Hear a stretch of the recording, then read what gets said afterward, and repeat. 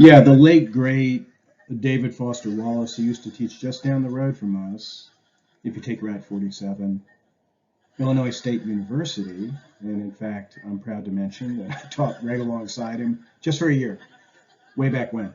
Wallace laughed with Kafka. As he writes in this little late edition to your readings for the week, I don't really expect you to read it, but you're certainly welcome to. And I listed it on the website under content. He writes, another handicap, even for gifted students, is that unlike, say, Joyce's or Pound's, the exformative associations Kafka's work creates are not intertextual or even historical. Kafka's evocations are, rather, unconscious and almost sub-archetypal. The little kid stuff. The little kid stuff. You just read a little comic there from Calvin and Hobbes. The little kid stuff from which myths derive, those Kafka dreams. This is why we tend to call even his weirdest, most Kafka dreamiest stories nightmarish rather than surreal. Not to mention that the particular sort of funniness Kafka deploys is deeply alien to kids whose neural resonances are American. The fact is that Kafka's humor has almost none of the particular forms and codes of contemporary U.S. amusement. And Wallace goes on. I'm going to let you read the rest of his passage here on your own, right? And, just still stop the film, right? And read the rest of it if you'd like. It's actually a wonderful little comment. I think it's more a comment on, on us, on Americans, than it is a comment in American humor than I think it is a comment on Kafka. But I think you would find it very interesting. So I'm going to let you do that, and then please move on.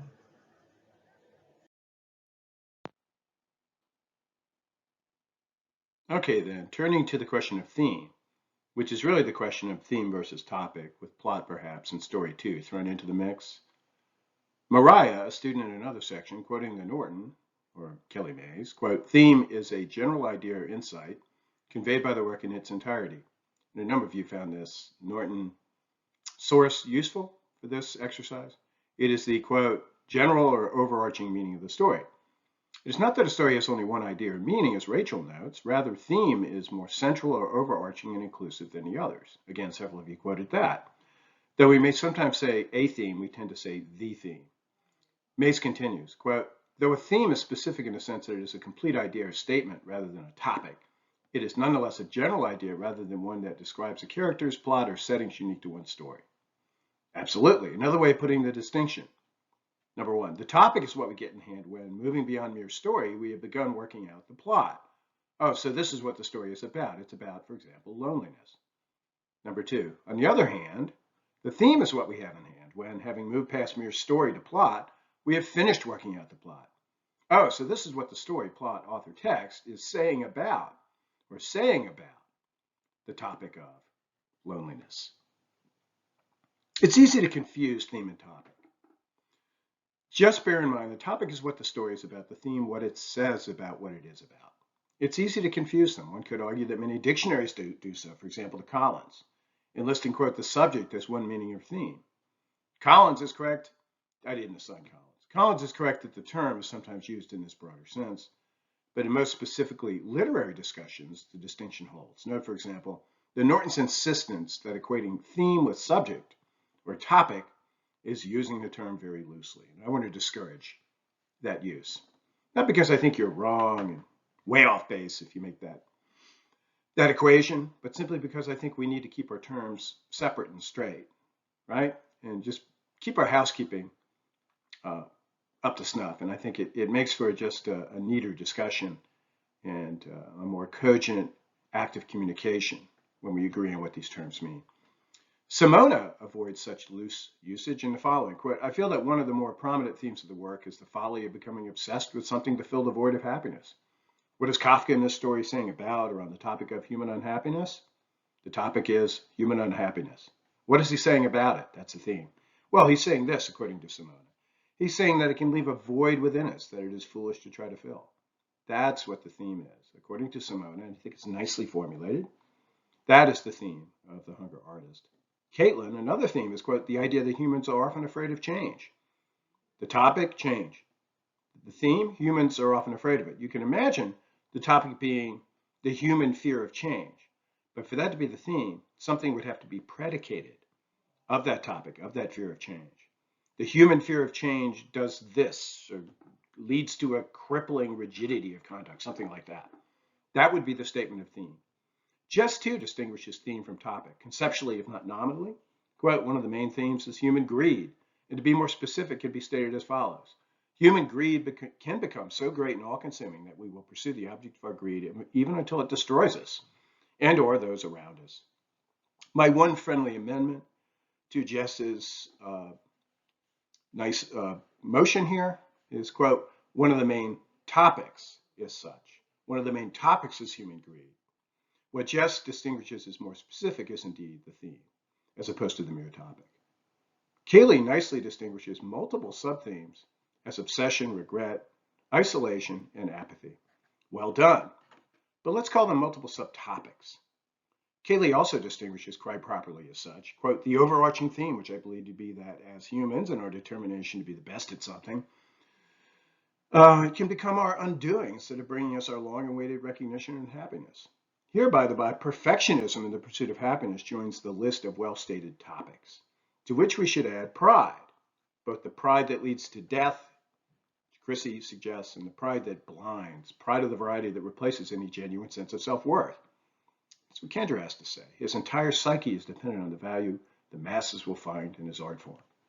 Also worthy of note, Chrissy's sense that at least one theme points us towards the topic of our fickle social selves. Quote, like any fad, the hunger artist begins to fade into obscurity and struggles with reality that he is no longer relevant.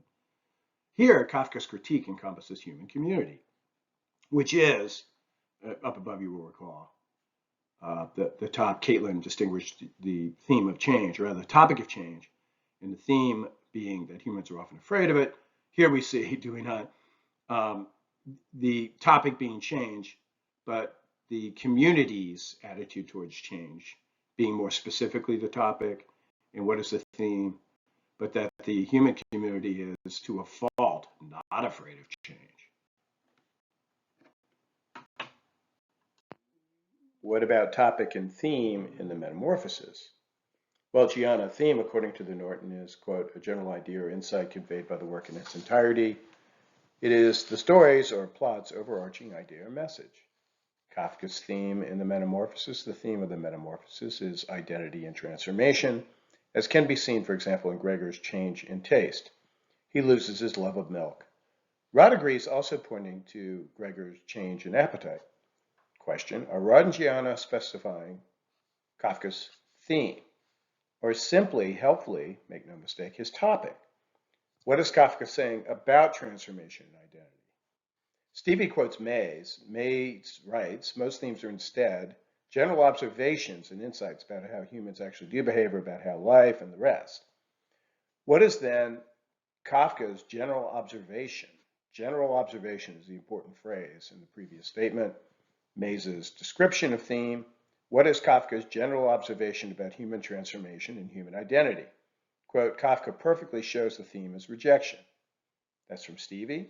Good, but again, is that not, as flatly stated, the topic rather than the theme? What is Kafka saying about rejection? The answer to that question is the theme. Yes, as Rodwell follows up, the story offers many examples and episodes of rejection without gratitude, and Gregor is featured in most of them, this object of the ingratitude of his family. Quote, even before his transformation, they did not seem to accept him. And once he is altered, they turn their attention to the sister. It would soon be time to find a good husband for her. And to themselves. You can be sure that the husband who will be found will be a good provider for them as well as for the sister before long. But what is the theme at which these examples gesture? What is a general observation about human nature? Humans are good at rejecting each other and also good at finding new reasons to reject when the old ones no longer apply. That seems adequate. You see this difference between the topic and the theme. It's often really how you put it as much as anything else, how you phrase it or how you clause it. The topics named so far: identity and transformation, rejection, and now alienation, as Riley claims. Gregor's transformation into a bug symbolizes feelings of estrangement and isolation from his family and society. Indeed, he suffers even dehumanization, less as an achieved condition and as an ongoing process that begins, quote, before his transformation.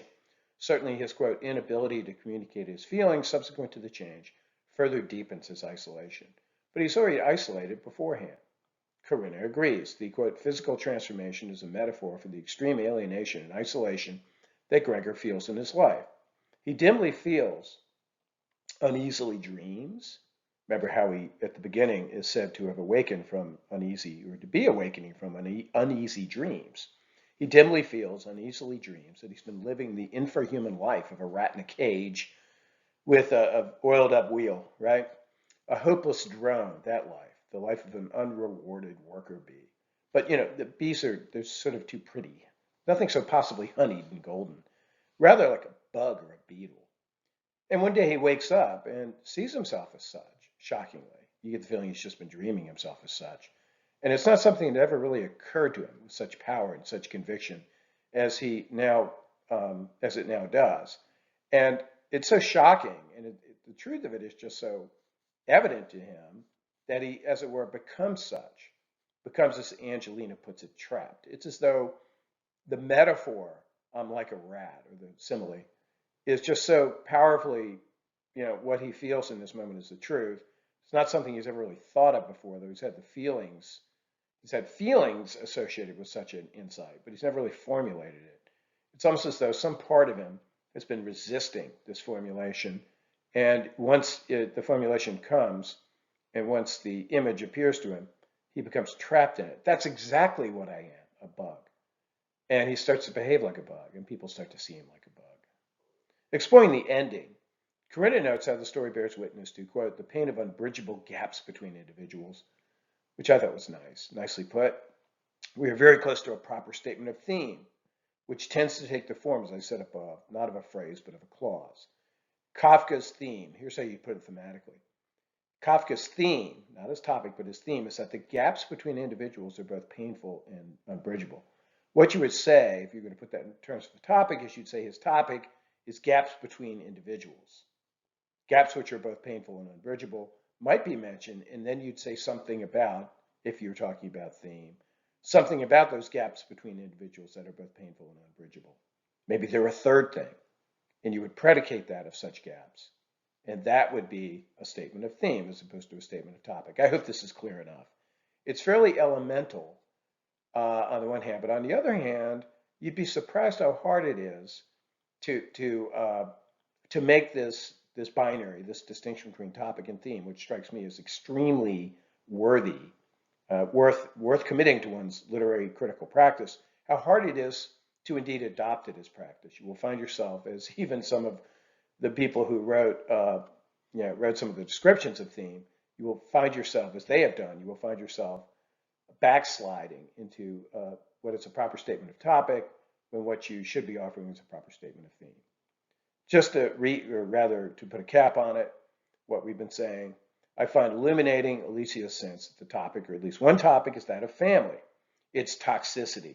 It's an extremely sad case of a family turning on their own because he can no longer fit their perception and responsibility they have forced upon him. Family love appears to have fled and been replaced by a forced, deliberate patience. To put the unloving patience. To put the point in properly thematic terms, might we say that Kafka offers a harsh critique of the family as a social unit prone to turning on its own, when its own, whether son, mother, husband, wife, or as in this case brother, fails to perform his assigned duty, fails even to be the person they require him to be. To put it more pithily yet, families all too often, what? Eat their own?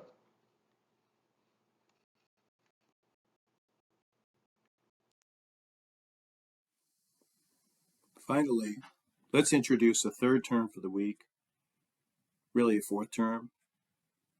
theme, topic, issue.